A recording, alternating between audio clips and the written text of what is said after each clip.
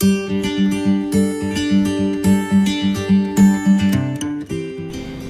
long do you spend writing memos, putting notes together for your team, or putting together that marketing plan or a strategy you were tasked with?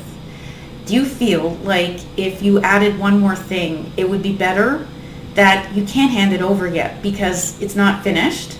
Hi everyone, Jackie Fleischman here, your premier resource to unleash your inner confidence and find your voice in negotiation, conflict, or other challenging situations as they come up in your professional life and career. In this week's video, I share the key reasons why I love checklists and why it's one of my favorite tools for productivity. Guess what? That memo you're working on or that strategy you're putting together, it's never going to be perfect, but it does have to get done so you and your company can make progress and move forward.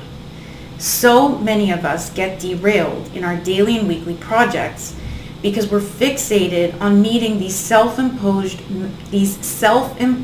measures of perfection. And this is not to suggest that you should drop your standards or provide work product that you deem merely adequate in your view. But at one point, valuing perfection becomes counterproductive. One thing I do frequently is ask myself, am I using my time wisely? Am I being productive here? Am I focused on what is really important? For me, it helps to look at my time, the time that I'm allocating and spending on something, as an investment.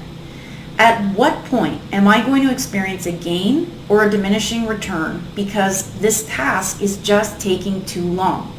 Here is why I love checklists and how I've learned to implement them in my weekly projects and tasks. Number one, it's such a great tool to help shift the perfectionist mindset. Why? Because part of the challenge with exercising perfectionism, it's you never finish. We're never finished, it's never done, it's never good enough. It's like a mirage in the desert. We see the destination, but we can never get there. Creating and using checklists is a great way to reach your destination successfully, productively, and within your standards that you set for yourself. So let's say you're working on a memo. The checklist provides the goalpost you need to get through. So things like all the topics or issues you have to cover, accessing or listing any supporting information that you relied on or you need to include with the memo or at least reference, requesting someone to review it before you send it to a larger audience. That goes on the checklist, so you can tick it off when it's done. A list of next steps that need to be included or highlighted if somebody moves forward with your ideas or your initiatives, and maybe you want to include what happens if they don't move forward with your ideas or your initiative. It could also include editing, confirm the spelling and grammar before sending it off. It can include anything you needed to include to meet your standards. Number two, you're redirecting uncertainty and breaking it down into manageable steps. That's how a checklist really helps orient you. It's so satisfying to tick off each item on the list. Each check mark represents a goal you accomplished in getting this memo or task or whatever project you're working on done. What you're really doing is channeling a measure of self-doubt that stems from perfectionism into this amazingly positive process. You're allowing yourself the means to move forward. When there's nothing left to check off, you know you're finished and you can hand it off. And the number three reason why I love checklists, checklists raise awareness and they create perspective for us.